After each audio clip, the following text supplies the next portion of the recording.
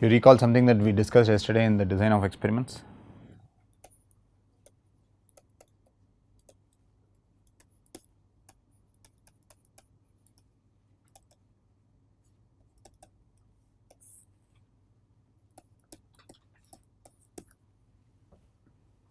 Nothing?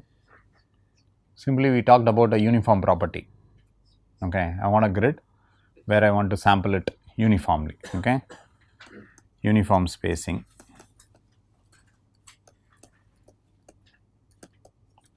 The good thing about this guy is no bias. I am not making any assumption. I want a uniform property. Okay, I want to kind of explore and exploit. Okay, but we are only discussing about exploration.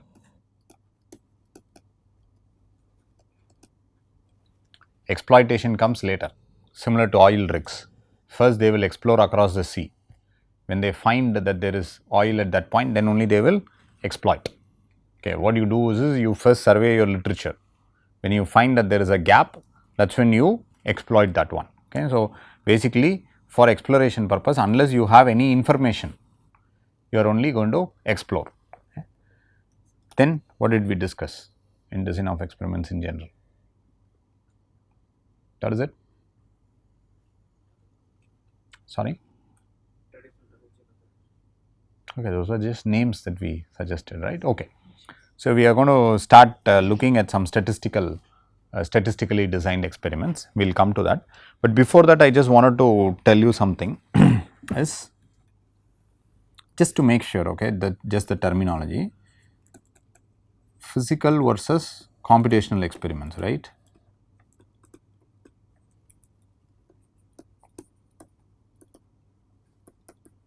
So there are basically from the perspective of errors. Okay, I am looking at this only from the point of errors. What are the different types of errors that can come in? Okay, so one is the human error.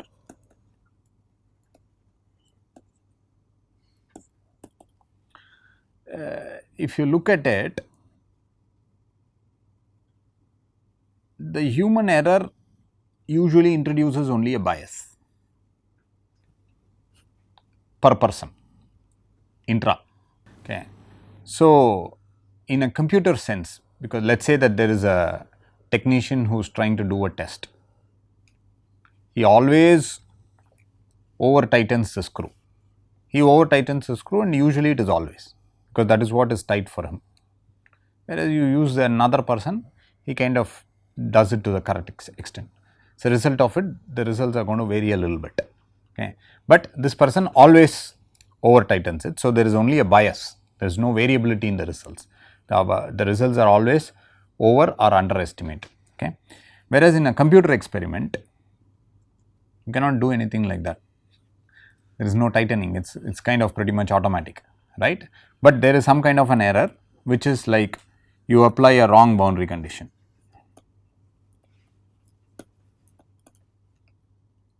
That could be a human error, it is still not a model error, it is a human error, the boundary condition is a human error per se. Okay. And of course, your regular bugs in the code. So, these are all only bias. The other type of error is systematic error.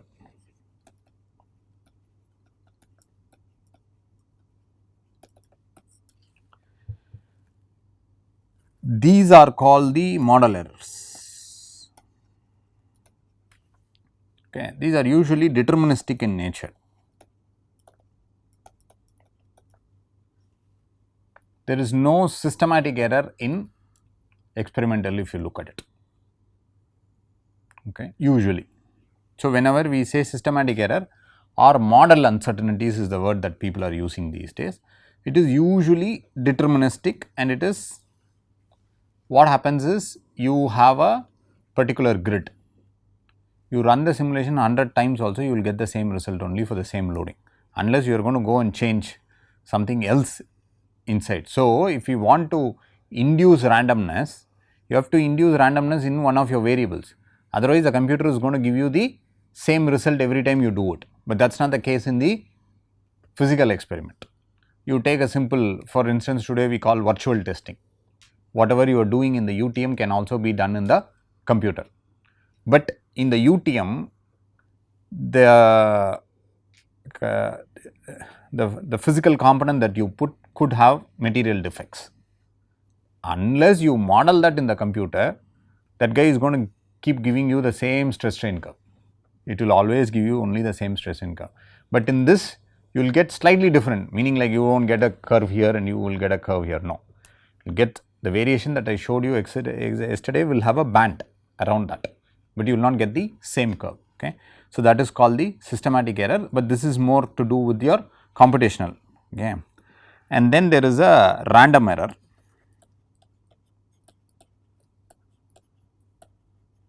This terminology is important, okay, which you will realize later. This is usually called the noise. Okay. For instance, the same cantilever beam that we spoke about yesterday, in a physical sense you might get different results, okay, but in the computer sense if you give one load you will get the same value every time. In order to induce the randomness, what you do is you model the load to be random, okay, but in reality that is called noise. For instance, you design a wind turbine, okay, and then there is a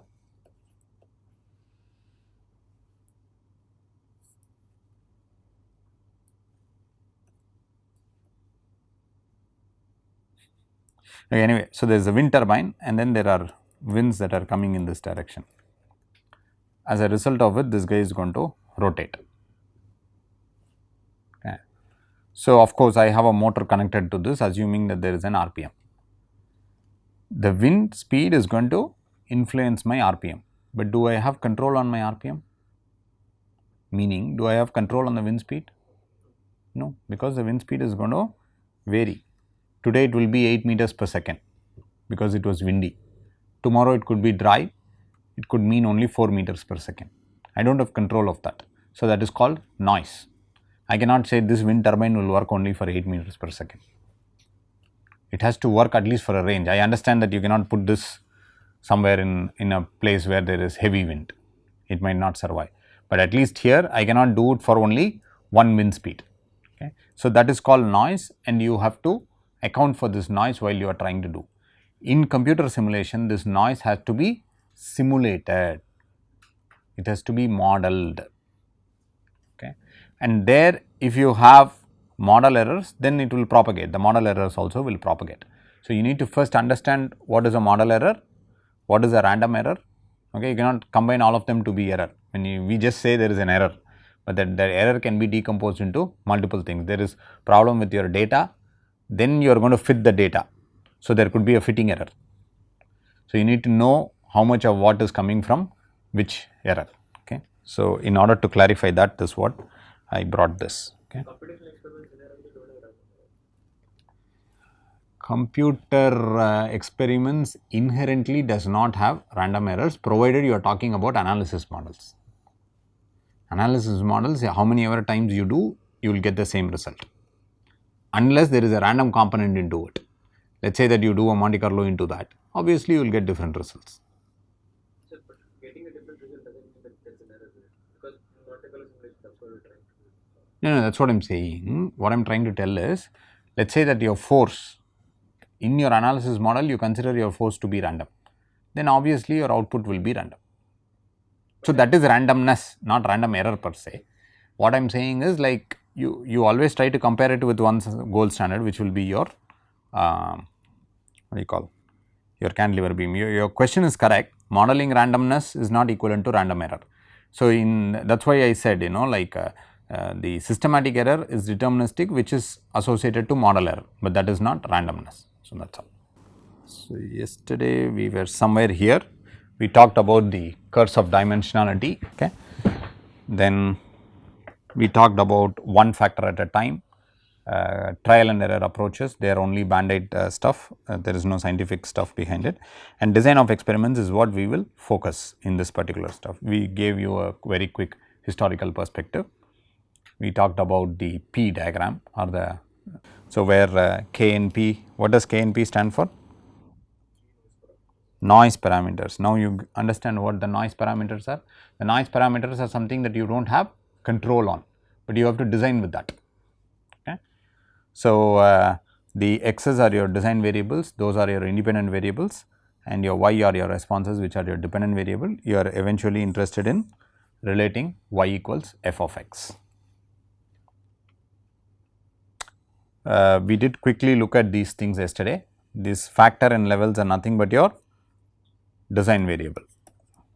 Okay. The response is nothing but your y, I mean whatever we saw y1, y2, this is nothing but your x1, x2, xn. Okay. So, the levels are nothing but what are the different values that your xi can take. This is the reason I spoke about the errors. Okay. For instance, replication in a computer model, how many ever times you run, you will get the same value. Okay. But if you go to the experiment and you do the same tensile testing, you might get slightly different stress strain curves. That is the reason. Okay. We also have to account for interactions that today we will see a little bit in detail, and it is usually advised to do randomness, because in reality your situations are random and you want to test your prototype or whatever it is, or even your designs for random. So, randomize your designs to remove any kind of bias. We very quickly looked at taking user inputs from there. The important point that you might want to remember here is this is lot of stuff. Okay. What we call here is trivial to few, vital few. They call it trivial many to vital few. So, basically this is called a factor analysis. Do any of you know of any factor analysis approaches?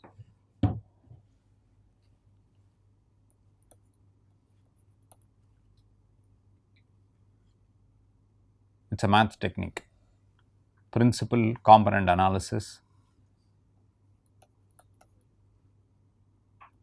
singular value decomposition. No problem. ANOVA you should have heard, mechanical engineers, analysis of variance. Okay. So, like that there are multiple techniques. Okay. So, nothing, as the name suggests, it gives you the principal components. It tells you which factors are more important compared to the other factors. Of course, you will not get 100% representation, but you will get about 95 to 97, 98% representation, and you will have to describe what is the level of intensity or to what extent you want to have the variations explained. Okay. So, you can use any of these methods as well. So, they are just saying the workflow, this is how it goes. Okay. So, as you can see, the left side of this graph, I mean the graph in the sense the picture, it is called the problem identification. Okay. Oftentimes in academic, we only do the second part of it, which is the mathematical definition and solution. Okay. So, this is usually done in the industry setup, most likely in the concept design stage. Okay. You do not know what are the factors, you need to find out or identify the factors that needs to be tuned. Then they come to us and say, oh, we have about 35 parameters, how do you reduce the number of parameters? There are, yeah. So, this is one way of looking at it. I am not going to get into the details. How many of you know anything on the fishbone diagram? You know fish, of course. You know how its bones look like, most likely like this. Okay. So, what they say is this, they kind of take different, I do not know whether this is clear. Okay. I will just read out. For instance, this is the working conditions, they call this raw material, they call this management. Okay. Like that they have multiple barks in which there are small branches. For instance, in working condition, what they are saying is noise is one case, illumination is one case, humidity, temperature is one case. Just to give you an idea, in raw material they are saying moisture content, delivery times, strength, storage conditions, like that. Under that, in illumination they are saying drought, in temperature they are saying it is season dependent. So, you can keep on building this fishbone diagram. Okay.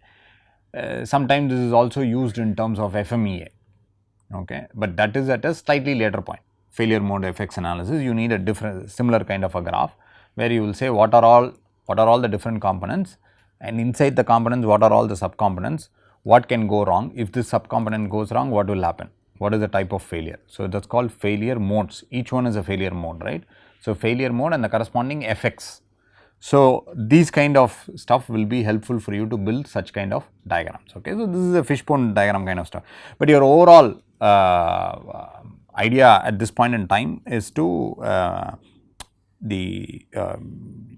what is the goals of your design of experiment. Is it to compare in a cardinal sense or in an ordinal sense? What I mean is cardinal means 21.2 and 23, which is bigger, okay, or should I just tell you A is better than B, okay, those are the kind of stuff. So, comparative experiments A versus B, which is better. Then there is also screening designs which let you choose the vital few from the many factors, okay. This is where you probably use your PCA kind of stuff. This just tells you, like, this gives you a tiring, okay. The top 6 components A, they belong, but they do not give you a cardinal value, okay. Then this is something that people are focusing on because it kind of gives you both a bit of both the worlds. It is called the response surface modeling or the meta models or the surrogate. So, please note this. I will, throughout the course, I might just use the word response surface modeling or response surface, surrogates, meta models in an exchange fashion, meaning if I say any of this, it means the same, okay. It does not have, it has nothing to do with the modeling technique that is used, okay. I could call it response surface modeling, I could call it surrogate, or I could call it meta models, they all mean the same. Now, if you want to minimize variance of your response usually, okay, that is called your robust design. I want to do that. I want to minimize or maximize my response. We saw examples yesterday. Okay, robust design means this guy. There is also a reliability based design.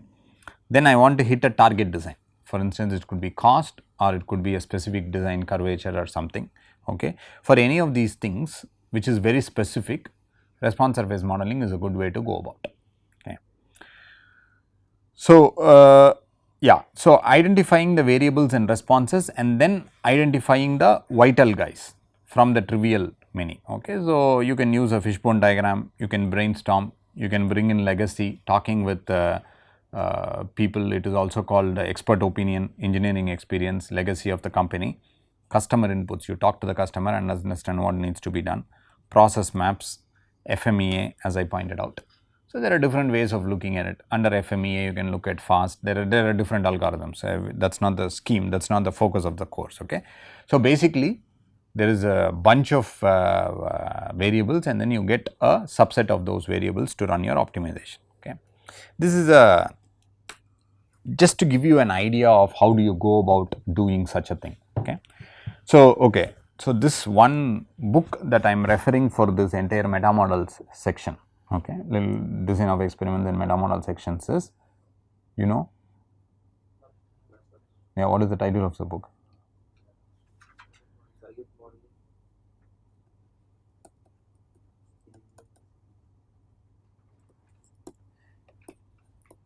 Engineering design or optimization?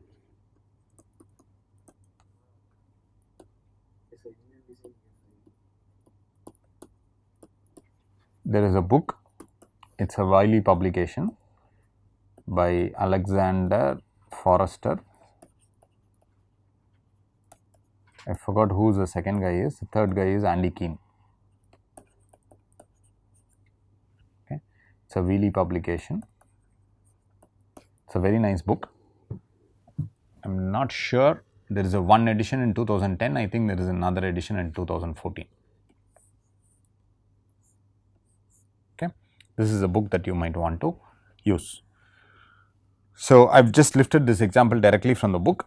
So, this is actually representative of a Cessna vehicle, an aircraft, Cessna aircraft. So, it is a 10 variable problem, it is a 10 variable problem and it is a weight function that we are talking about. Okay. So, what are the 10 variables are given here? For instance, this SW means wing area, then FW, WFW is weight of the fuel in the wing, okay. And this particular expression is taken out of a another paper or a textbook. Okay. There they have this explicit equation. What we are going to assume here is you do not have this equation. You pretend that you do not have this equation, but we are going to generate the data out of this equation. If this equation did not exist, but you had the data, let us say, how do you make conclusions? Okay. So, what they are assuming in this particular case is these are the baseline values. Okay. For the wing feet, 174 is the baseline, meaning the nominal value. The minimum value could be 150 or maximum value could be 200. Like that they are giving what is the ultimate load factor, the minimum value should be 2.5, the maximum value should be 6, whereas your baseline value is 3.8. This is not necessarily uniform if you look at it. Okay. 2000, 2500 and 1700, that tells you. Okay. So, 2000 maximum is 2500. So, it is only 500 off on that side, whereas 1700 is only 300 off on this side. So, there is a minimum and maximum value and there is a nominal value or the baseline value, which means this is what my current design is. Okay. Now, the question is there are so many variables here. So, if I want to do a full factorial experiment, which is we will discuss that in detail in the next. Yeah. So, we want to understand which of these guys affect the most the weight. Okay.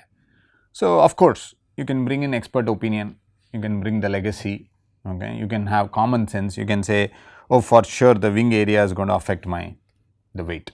Okay. But they have listed all these factors, okay, after a brainstorming session, let us say, and you want to understand not just is it going to be, but you also want to rate by how much or which one has more effect. Okay. One way of doing that is what they call the contour plot. Okay. Before doing this, maybe I will just I will just switch. We just need to introduce a method because so there is something called the Morris method.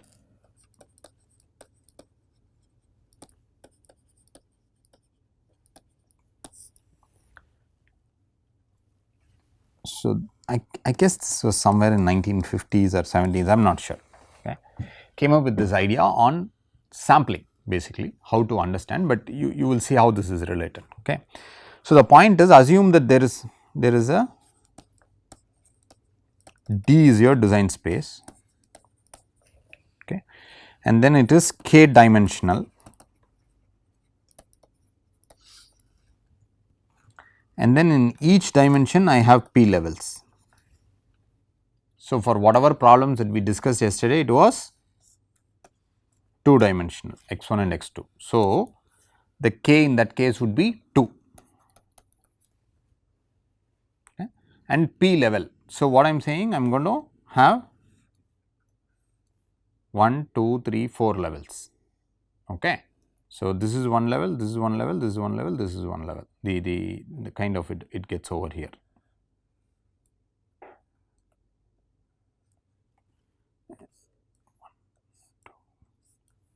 So, this is one level, this is one level, this is one level, this is one level.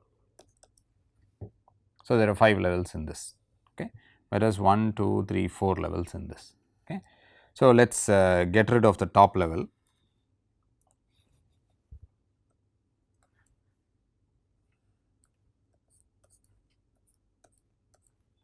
Yeah. So, 1, 2, 3. So, it is just for the sake of ease of explanation. Okay. So, then this is called a full factorial grid. It is only a grid, you have not taken points, but provided you take points here, like let us say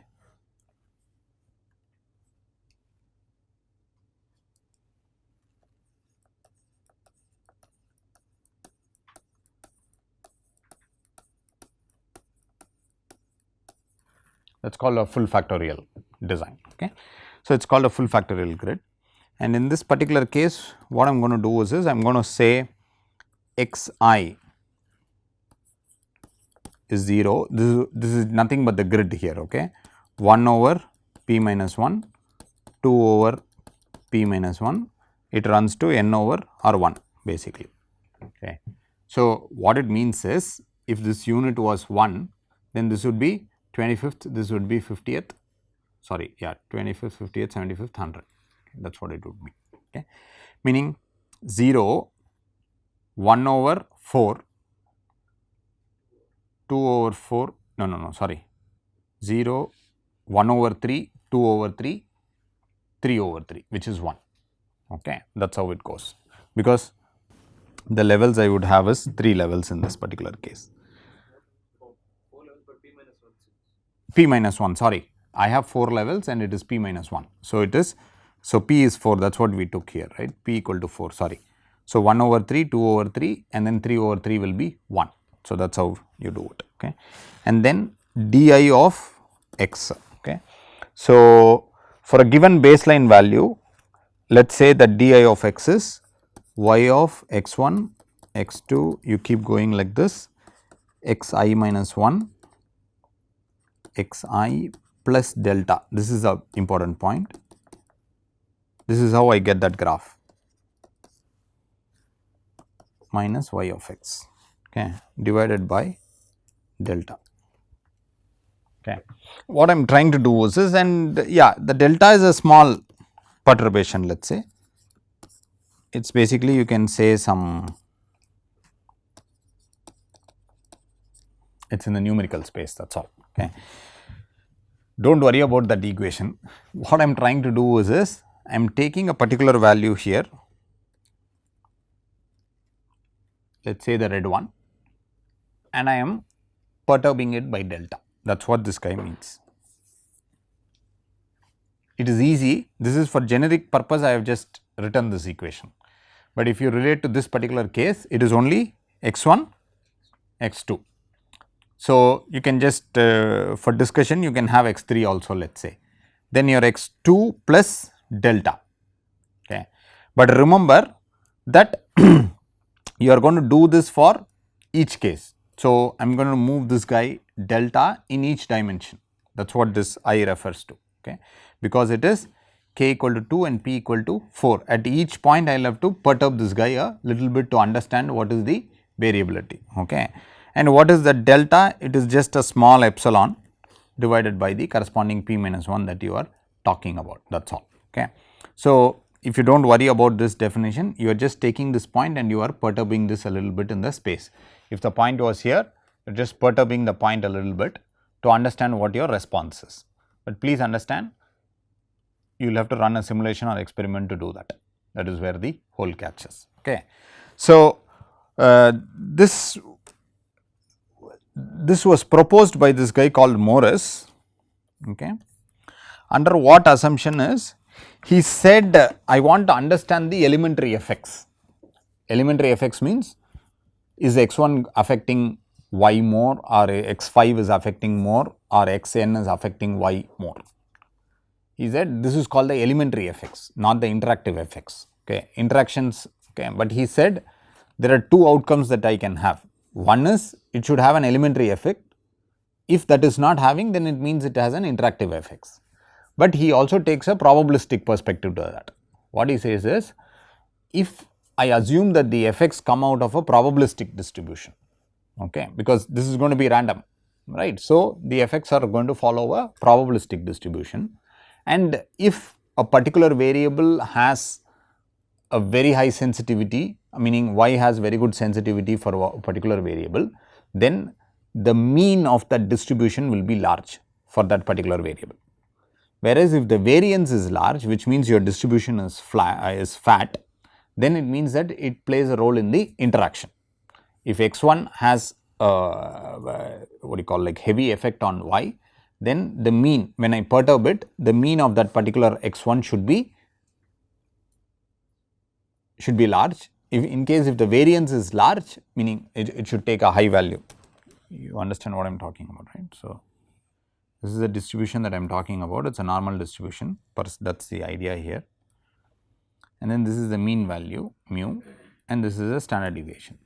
So, what he says is, if the mean value is more, then it is the elementary effect.